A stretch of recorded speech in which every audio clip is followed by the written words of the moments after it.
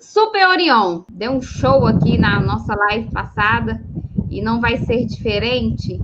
Fala para a gente um pouquinho, né, sobre as hipóteses de pagamento da insalubridade, né? Traz para a gente porque semana passada você falou algumas coisas que deixou a pulga atrás da orelha aí do pessoal. Então fala para a gente sobre essas hipóteses de pagamento de insalubridade, traz para a gente aí esse entendimento correto.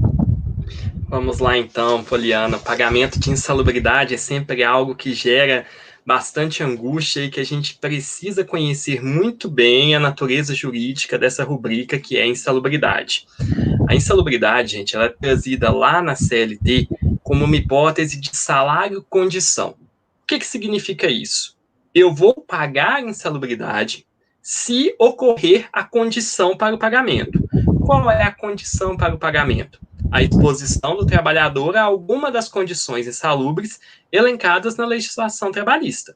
Então, se o trabalhador está exposto a alguma daquelas situações que gera a atividade insalubre, ele receberá o adicional nos percentuais definidos na legislação, que pode ser 10%, 20% ou 40%.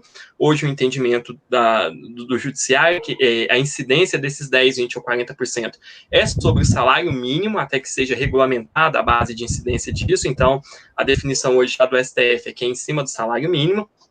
Então, incidindo a hipótese aí de atividade insalubre, você vai efetuar o pagamento do adicional de insalubridade. Como ele é um salário-condição, ele pode ser suprimido. Se a condição insalubre cessar, eu posso suprimir o pagamento desse adicional de insalubridade. Por que eu estou dizendo isso, fazendo essas considerações preliminares aí sobre o adicional de insalubridade? Porque é muito comum a gente ver nas convenções coletivas e acordos coletivos de trabalho a previsão de pagamento de adicional de insalubridade para um setor todo, para uma empresa toda. É muito comum isso acontecer, gente.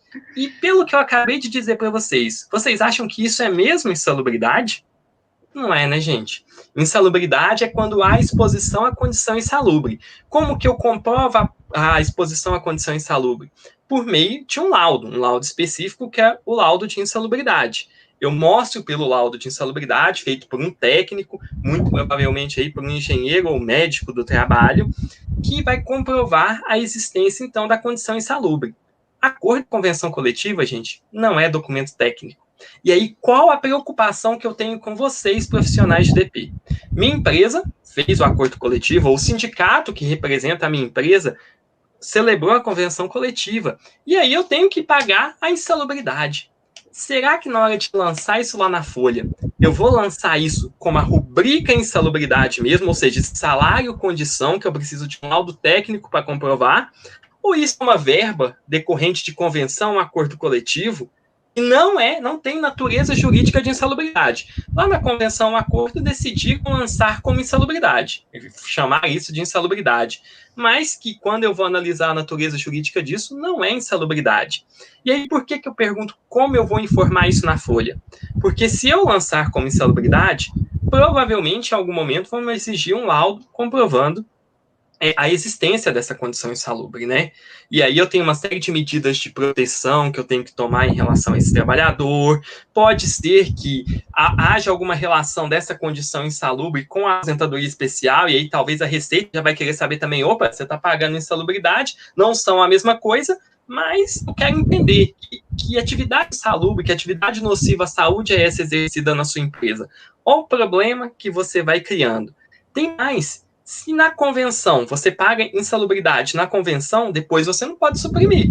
Porque se você está pagando algo que não tem natureza de insalubridade, não é salário com condição, enquanto tiver a convenção, a sua obrigação de pagar, você vai ter que pagar. Você não vai poder suprimir porque a condição insalubre nunca existiu. Então você está pagando algo que não é insalubridade. Então eu sempre digo, avaliem muito bem como vocês vão associar essa dita insalubridade, que a gente já viu que não é insalubridade, essa dita insalubridade prevista em convenção coletiva, como vocês vão associar isso com a rubrica correta, principalmente em tempos de social, né? Que cada rubrica que a minha empresa paga, eu tenho que associar a natureza jurídica dela correta lá na tabela de rubricas, né?